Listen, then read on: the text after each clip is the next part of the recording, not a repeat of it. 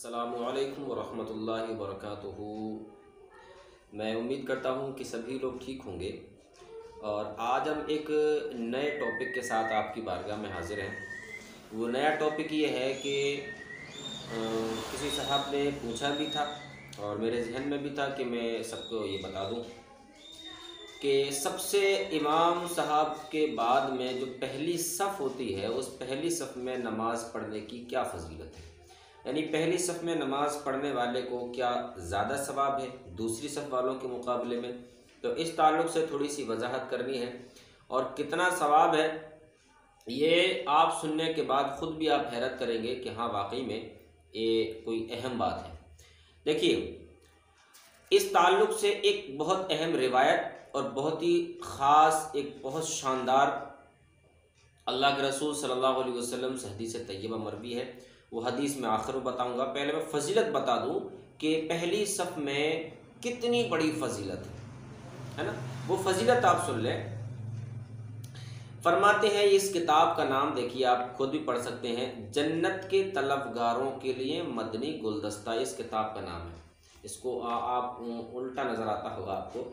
इस किताब का नाम है जन्नत के तलबगारों के लिए मदनी गुलदस्ता। तो पहले आप फजीलत सुन लें कि पहली सफ़ में नमाज़ पढ़ने की क्या फजीलतें हैं, उसके बाद एक हदीस तय्यबा मैं आपकी गोशगुजार करूँगा।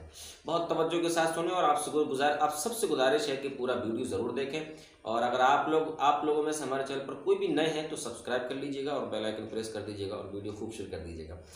देखिए, फरमाते हैं कि सरदार मदीना सल्लल्लाहु ताला अलैहि वसल्लम फरमाते हैं, लोग अगर जानते कि अजान और पहली सफ़ में क्या है तो क़ुरा डाले ना पाते, लिहाजा उसके लिए क़ुरा अंदाज़ी करते। यानी अगर उन्हें पता लग जाता कि इतना बड़ा सवाब है तो फिर हर आदमी अपने अपने चक्कर में रहता।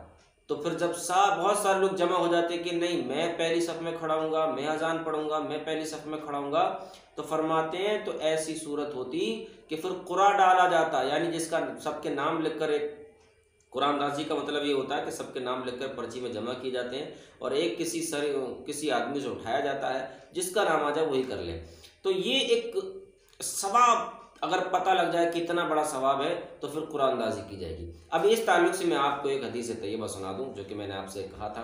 वो हदीस तय्यबा कुछ ये है, एक रिवायत में है, रहमत आलम नूर मुजस्सम शाह बनी आदम सल्लल्लाहु अलैहि वसल्लम का फरमान रहमत निशान है, अल्लाह अज़्ज़ व जल और उसके फ़रिश्ते पहली सफ़ पर दुरूद यानी रहमत भेजते हैं। सहाबा किराम अलैहिम रिज़वान ने अर्ज़ की, और दूसरी सफ़ पर, यानी जब अल्लाह के रसूल सल्लल्लाहु अलैहि वसल्लम ने फरमाया कि लोगों पहली सफ़ पर अल्लाह के फ़रिश्ते रहमत भेजते हैं, तो सहाबा ने कहा, या रसूल अल्लाह फिर दूसरी सफ़ पर क्या हुक्म है। तो फरमाया कि अल्लाह अज़्ज़ व जल और उसके फ़रिश्ते दुरूद यानी रहमत भेजते हैं पहली सफ़ पर। सहाबा किराम ने अलैहिम रिज़वान ने फिर अर्ज़ किया, रसूल अल्लाह दूसरी सफ़ पर, दूसरी पर क्या है।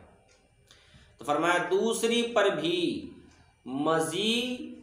मज़ीद इरशाद फरमाया कि सफ़ों को बराबर करो, कंधों को मुकाबिल यानी एक सीध में रखो, अपने भाइयों के हाथों में नरम हो जाओ और कुशादगियों यानी सफ़ की खाली जगहों को बंद करो कि शैतान भेड़ के बच्चे की तरह तुम्हारे बीच में दाखिल हो जाता है।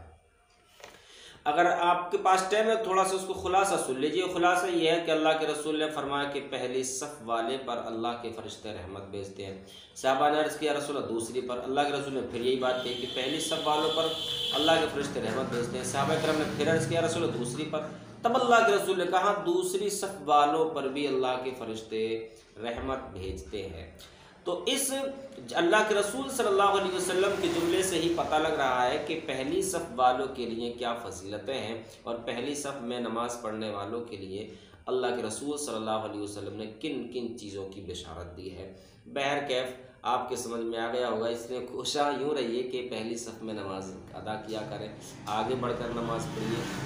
कुछ लोग जब जाड़े होते हैं तो अगर खुली मस्जिद होती है तो धूप की तरफ भागते हैं, उन्हें मतलब नहीं कि पहली सफ़ में क्या है, और जब गर्मी आ जाती है तो फिर पंखे के नीचे को भाग जाते हैं कि साहब जहाँ पंखा हवा मिलेगी वहीं बैठेंगे। तो इन चक्करों में मत पड़ा करें, आप पहली सफ़ में कोशा रहा करें ताकि आपको ज़्यादा सवाब मिल सके। अल्लाह ताला हम सबों को सही माना में नमाज अदा करने की तौफीक अता फ़रमाए, तमाम बुराइयों से बचने की तौफीक अता फ़रमाए और हमें इजाज़त दीजिए। अस्सलामु अलैकुम व रहमतुल्लाहि व बरकातहू।